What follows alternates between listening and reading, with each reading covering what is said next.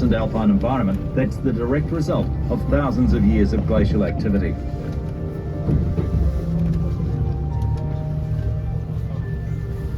As we turn right out of the hotel, the large mountain to the left of the bus is Mount Sefton, the third largest in the national park. The huge textured sheets of ice that you can see on the side of Mount Sefton are a series of hanging glaciers. These massive ice sheets are slowly advancing down the side of the mountain. Even if you cannot see Mount Sefton, you can often still hear the hanging glaciers as large portions of ice commonly break off and plummet thunderously into the rocky precipice below. Standing out in the centre of the valley at 3,724 metres is New Zealand's tallest mountain, Aoraki Mount Cook. In clear weather, there is an exceptional view of this iconic mountain. But often this is not the case, as Aoraki Mount Cook is shrouded in cloud 1 out of every 3 days. It's for this reason the Maori name for the mountain is Aoraki, which translates into English as cloud piercer.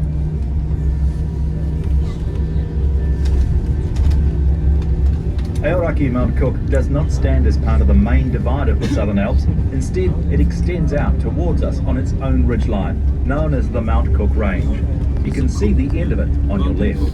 We'll be driving around this mountain range and into the Tasman Valley. The valley we're currently in is the Hooker Valley. It was created by the Hooker and Mueller glaciers, which you may have seen if you have done the beautiful Hooker Valley Walk. Though these glaciers have long retreated up the valley, they've left us with a spectacular location for our home, Mount Cook Alpine Village, which you can see on the right. There are roughly 300 residents here, even in the middle of summer. In our harsh alpine winters, this drops off to less than 100, all of whom are employed by one of the 8 companies that operate in the national park.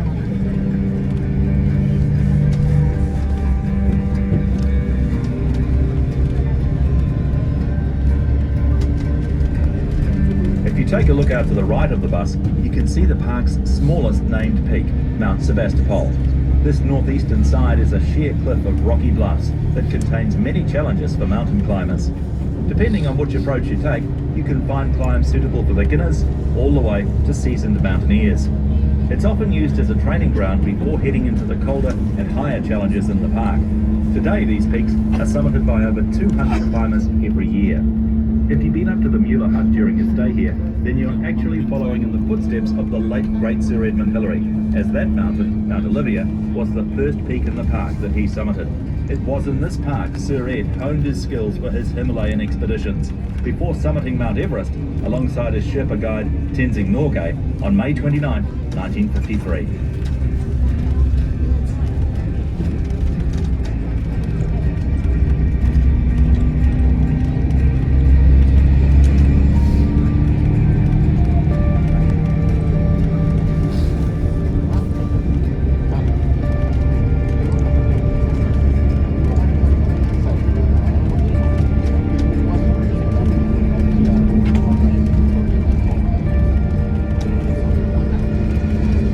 Again on the right, down into the open valley, lies the 7th largest lake in New Zealand, Lake Pukaki. On your drive in, many of you will have noticed its remarkably blue colour, which is a result of the melting process occurring in the glaciers here at Aoraki Mount Cook. Lake Pukaki is one of several lakes in the Mackenzie Basin, connected by a series of canals. Starting at Lake Tekapo, the water is carried through the canals at lakes in the area via 8 hydroelectric dams before it reaches the sea. The energy that this creates is enough to power 1/3 of New Zealand. This means that the water of the glaciers will eventually get recycled 8 times into clean and efficient power for the country.